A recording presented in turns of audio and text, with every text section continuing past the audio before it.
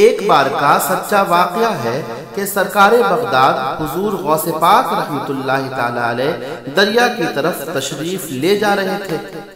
جب آپ دریا کے کنارے پہنچے تو وہاں دیکھا کہ ایک بوڑھی خاتون ہے جو بہت ہی زیادہ غمزدہ اور پریشان ہے، اور وہ زار و قطار پھوٹ پھوٹ کر رو رہی تھی۔ ایک مرید نے حضور غوث پاک رحمت اللہ علیہ کی خدمت میں عرض کی کہ حضور مرشدی، اس بوڑھی خاتون کا ایک لوتا بیٹا تھا جو نہایت ہی حسین و جمیل اور خوبرو تھا۔ اس بوڑھی خاتون نے اس اپنے بیٹے کی شادی رچائی، دولہا نکاح کر کے دلہن کو اسی دریا میں کشتی کے ذریعے اپنے گھر لا رہا تھا کہ اچانک سے خدا کا فیصلہ ایسا ہوا کہ کشتی الٹ گئی، سارے باراتی بھی ہلاک ہو گئے اور ساتھ ہی ساتھ دولہا اور دلہن بھی ختم ہو گئے۔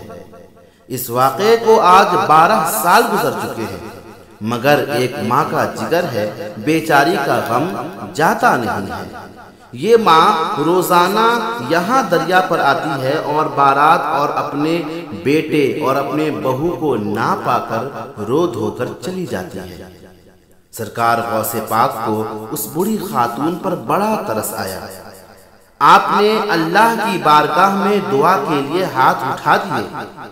تھوڑی دیر تک تو کچھ بھی ظاہر نہ ہوا، پھر سرکار غوث پاک بے تاب ہو کر اللہ کی بارگاہ میں عرض کرنے لگے، اے اللہ، اس قدر تاخیر کیوں ہو رہی ہے؟ غیب سے ایک ندا آتی ہے، غیب سے ایک آواز آتی ہے، اے میرے پیارے، یہ تاخیر حکمت اور تدبیر کے خلاف نہیں ہے۔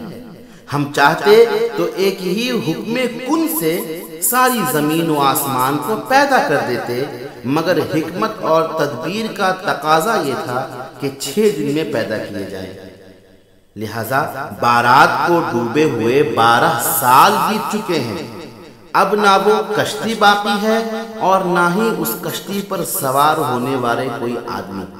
تمام انسانوں کا گوشت وغیرہ بھی دریائی جانور کھا چکے ہیں۔ لہذا ریزے ریزے کو جسم کے اجزاء میں اکٹھا کروا کر دوبارہ زندگی کے مرحلے میں داخل کر دیا گیا ہے۔ اب ان کی آمد کا وقت ہے۔ ابھی یہ بات مکمل بھی نہیں ہوئی تھی کہ اچانک سے وہ کشتی اپنے تمام تر ساز و سامان کے ساتھ اور دولہا دلہن کے ساتھ اور تمام باراتیوں کے ساتھ پانی کے اوپر ظاہر ہو گئی، اور چند ہی لمحوں میں وہ کشتی کنارے پر آ کر لگ گئی۔ تمام باراتی حضور غوث پاک سے دعائیں لے کر اپنے اپنے گھر روانہ ہو گئے۔ جب یہ غوث پاک کی کرامت جنگل کی آگ کی طرح چاروں علاقے میں پھیلتی ہے تو لوگ جوق در جوق آ کر سرکار غوث پاک کی خدمت میں حاضر ہوتے ہیں اور کلمہ اسلام پڑھ کر سرکار غوث پاک کے مبارک ہاتھوں پر توبہ کر کے اسلام قبول کرتے ہیں۔